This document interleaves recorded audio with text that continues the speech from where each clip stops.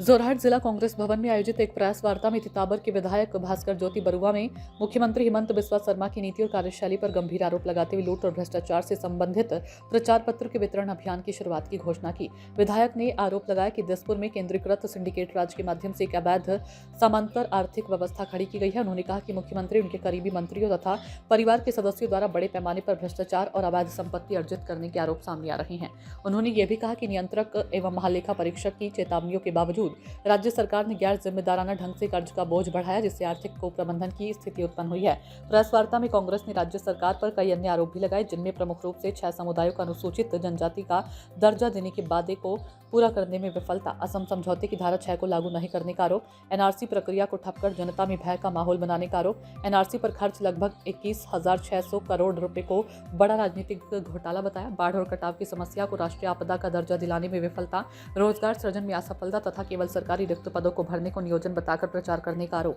सरकारी शिक्षा व्यवस्था को कमजोर करने और गरीब बच्चों को शिक्षा से वंचित करने का आरोप, स्वास्थ्य सेवाओं की बदहाल स्थिति तथा रोके जा सकने वाले रोगों से मौतों में वृद्धि का दावा, चाय बागान मजदूरों को 2351 रुपए दैनिक मजदूरी का वादा पूरा नहीं करने का आरोप, बुलडोजर नीति के जरिए आम लोगों के साथ पक्षपातपूर्ण व्यवहार का आरोप, कानून व्यवस्था के नाम पर एनकाउंटर की घटनाओं पर सवाल, महिला और बच्चों के खिलाफ अपराध रोकने में विफलता का आरोप, पर्यावरण और खनिज संपदा को माफियाओं के हवाले करने का आरोप, नशे की समस्या पर केवल प्रचार करने और स्थायी समाधान नहीं करने का आरोप, अवैध रेट हॉल कोयला खनन को बढ़ावा देने का आरोप, अभिव्यक्ति की स्वतंत्रता और मीडिया पर दबाव बनाने का आरोप, शहर में खराब शहरी योजना और जलभराव की समस्या पर चिंता व्यक्त की गई। कांग्रेस नेताओं ने कहा कि प्रचार अभियान राज्य भर में चलाया जाएगा और जनता को सरकार की विफलताओं के बारे में जागरूक किया जाएगा।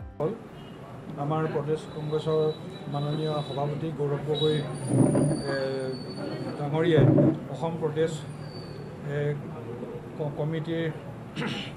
হৈ আজি আমি ইয়াত এখন সংবাদমেল অনুষ্ঠিত কৰিছোঁ। ইয়াত মূল বিষয়টো হৈছে wishsbs.com নামৰ এক আমি ৱেবছাইট ইতিমধ্যে ৰাইজৰ জ্ঞাতাৰ্থে আমি মুকলি কৰি দিছোঁ। এই আমি দেখুওৱা এই যিটো স্কেনাৰ, এই স্কেনাৰটোত স্কেন কৰিলে আপোনালোকে সকলোখিনি আপোনালোকে তথ্য পাব আৰু লগতে 9133400200 এই নম্বৰত ৰিং কৰিলে সকলোখিনি অভিযোগ আপোনালোকে দাখিল কৰিব পাৰিব। আৰু প্ৰদেশ কংগ্ৰেছ কমিটিয়ে আজি মুখ্যমন্ত্ৰীগৰাকীৰ 10টা তেখেতৰ 10খন মুখৰ তেখেতৰ এক প্ৰস্তুত কৰিছে আৰু প্ৰথম তেখেতক অভিহিত কৰিছে আমাৰ প্ৰদেশ কংগ্ৰেছ কমিটিয়ে অভদ্ৰ আৰু অহংকাৰী সৰ্বকালৰ মিছলীয়া মুখ্যমন্ত্ৰী, বিশ্বাসঘাতকতাই যাৰ ৰাজনীতি, জাতি জনগোষ্ঠীক প্ৰতাৰণা, আটাইতকৈ দুৰ্নীতিগ্ৰস্ত মুখ্যমন্ত্ৰী, ভুৱা হিন্দুত্ববাদী নেতা, দুৰ্নীতিগ্ৰস্তৰ অধ্যক্ষ, পাৰিবাৰিক ব্যৱসায়ৰ ভূমি দখল, শাসনৰ নামত অপশাসন, অসমৰ হাৰ্টথ্ৰবক অপমান। এই 10টা ইতিমধ্যে আপোনালোকৰ আগত মই কৈছোঁ। আৰু অসম প্ৰদেশ কংগ্ৰেছ কমিটিয়ে